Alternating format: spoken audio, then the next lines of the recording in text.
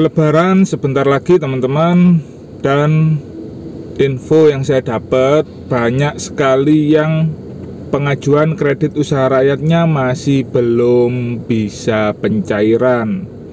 Sebetulnya untuk proses pencairan itu mudah teman-teman, selain mudah juga cepat, tapi memang harus tahu bagaimana triknya.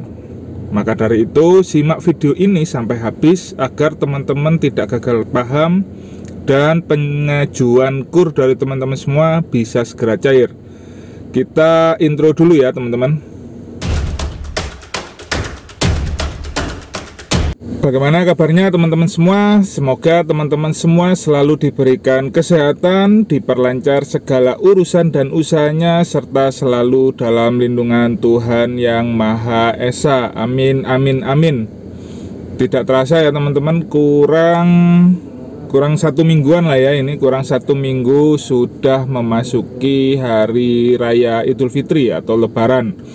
Bahkan kalau kita ngomong sebelum cuti bersama itu kan tanggal 19 gitu ya, berarti sekarang tanggal 15, kurang 4 hari lagi pihak bank sudah tutup teman-teman karena cuti bersama. Bahkan kemarin saya dapat himbauan dari Bank BNI, karena saya sebagai nasabah KPR Bank BNI, itu untuk bulan April ini, untuk cicilan bulan April itu dihimbau agar bisa dibayarkan itu pada tanggal 14 atau hari Jumat kemarin gitu teman-teman. Jadi memang setelah ini pihak bank akan tutup karena memasuki masa cuti bersama. Nah, untuk kredit usaha rakyat gimana Bang? Apakah sama juga akan tutup dan pencairannya akan dilanjut pada setelah Lebaran? Nah, sebelum kita bahas itu teman-teman semua, akan lebih baik buat teman-teman yang baru bergabung atau baru menonton channel ini, channel MLH Channel gitu ya, agar selalu support channel ini dengan cara yang sangat mudah, simple dan gratis, yakni dengan cara menekan tombol subscribe dan menyalakan loncengnya. Kenapa harus dinyalakan loncengnya? Ya tentu agar teman-teman mendapatkan notifikasi video terbaru di saat saya mengupload video terbaru. Oke ya teman-teman. Jadi kembali di topik bahasan kita kali ini terkait pinjaman kredit usaha rakyat Bank BRI maupun bank lainnya yang memang juga bisa sebagai penyalur KUR tahun 2023. Jadi sesuai yang awal tadi saya sampaikan gitu ya buat teman-teman, ada beberapa atau bahkan banyak lah ya yang bilang pengajuannya itu masih belum bisa pencairan. Nah itu ada beberapa kategori teman-teman. Ada yang memang pengajuan tapi belum jelas statusnya diterima atau ditolak gitu ya, karena memang belum sampai survei gitu. Terus kemudian yang kedua ini sudah survei tapi belum ada kejelasan juga apakah di ACC atau ditolak. Terus kemudian yang ketiga ini sudah disurvei dan sudah dinyatakan ACC, bahkan infonya itu sudah akad gitu ya, tapi masih belum pencairan. Nah yang pertama dulu kita bahas yang belum survei. Jadi buat teman-teman yang memang proses pengajuan KUR-nya masih belum survei, sebetulnya sering kali saya bahas di beberapa video saya, cuman nggak apa-apa lah ya, saya bahas lagi di video ini. Bagi yang belum survei, belum disurvei gitu ya, itu bisa ditembusi lagi ke pihak banknya atau ke mantrinya teman-teman. Apakah memang belum survei itu karena lagi antri, lagi nunggu giliran gitu ya, atau memang ada berkas-berkas yang kurang atau bahkan sudah tidak di ACC sejak awal karena memang secara berkas atau secara administrasi itu teman-teman sudah gugur atau tidak sesuai. Tidak sesuainya itu bisa karena mungkin slik OJK-nya jelek, atau mungkin tidak sesuai untuk persyaratan KUR dan lain-lain. Nah itu bisa ditanyakan ke mantrinya atau ke pihak bank. Nah, di saat sudah ditanyakan dan ternyata memang gagal karena memang ada persyaratan yang gugur gitu ya. Jadi ya memang teman-teman harus berbesar hati untuk melupakan pengajuan kredit usaha rakyat. Mungkin coba mengajukan ke program lainnya. Nah, di saat ternyata untuk survei ini menunggu giliran gitu ya. Nah, itu nanti janjian aja teman-teman sama mantrinya kapan gitu bisa survei, dan pastikan teman-teman saat disurvei itu ada di tempat usaha teman-teman. Jangan sampai saat pihak bank atau mantri datang ke tempat usaha teman-teman untuk melakukan survei, tapi ternyata teman-teman itu di luar kota atau lagi keluar gitu ya. Nah, nanti nggak ketemu gitu teman-teman, sayang. Oke, terus kemudian yang kedua tadi yang kedua itu sudah disurvei tapi belum ada kejelasan apakah di ACC atau ditolak.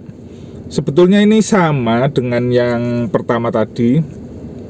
Itu sebaiknya teman-teman mencari informasi atau menanyakan ke bank atau ke mantrinya langsung teman-teman.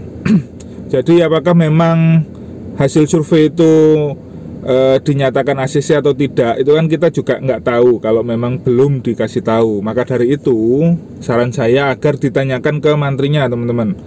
Ditanyakan apakah ACC atau tidak. Kalau seumpama tidak di ACC itu karena apa.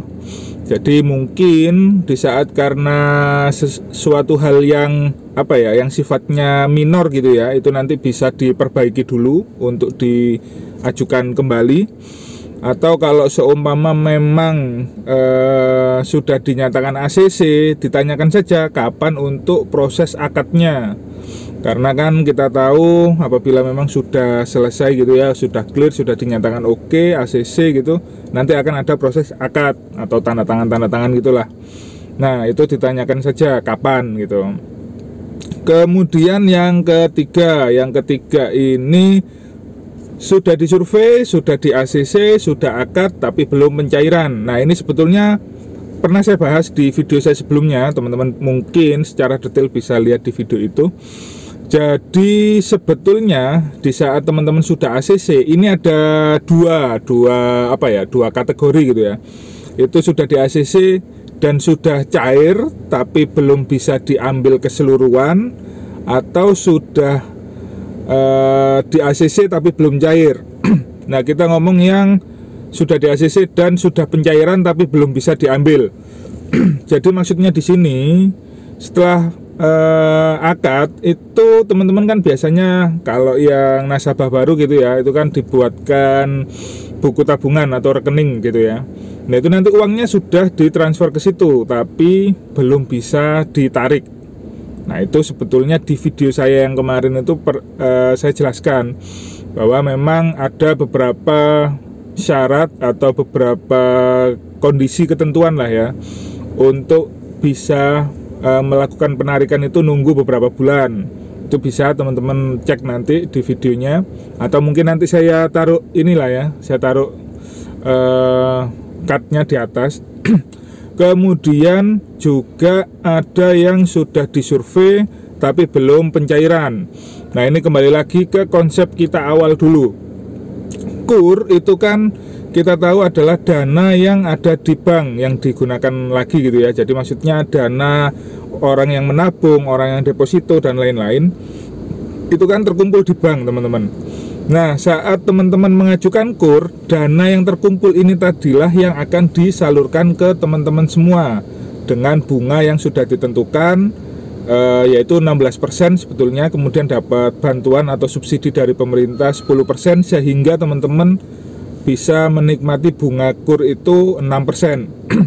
Nah, uang yang disalurkan ke teman-teman ini tadi itu kan menggunakan uang yang terkumpul di bank tadi.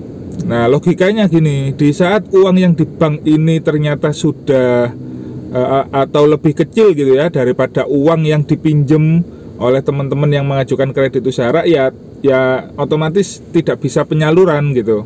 Karena apa? Di saat dipaksakan disalurkan, itu nanti pihak bank akan meminjam uang dari BI. Nah, di saat meminjam uang dari BI itu pasti juga terkena bunga, sehingga bunganya nanti akan double-double gitu dari pihak banknya, dan apabila dikalkulasi maka jatuhnya akan rugi banknya kayak gitu teman-teman. Jadi buat teman-teman yang sudah ACC dan sudah akad tapi belum pencairan, ditunggu dulu teman-teman. Kemungkinan memang seperti itu. Jadi uang di bank itu masih lebih sedikit atau lebih kecil daripada jumlah akumulasi orang yang mengajukan kredit usaha rakyat. Apalagi kita tahu ini mendekati Lebaran, itu biasanya orang kan banyak yang tarik gitu ya, banyak yang tarik tunai untuk membeli kebutuhan-kebutuhan. Oke ya teman-teman ya, apabila dirasa video ini berguna dan bermanfaat buat teman-teman semua, karena kita tahu kita membahas kredit usaha rakyat gitu ya, jangan lupa untuk ditekan tombol like-nya dan di-share ke berbagai media sosial milik teman-teman semua. Wassalamualaikum warahmatullahi wabarakatuh.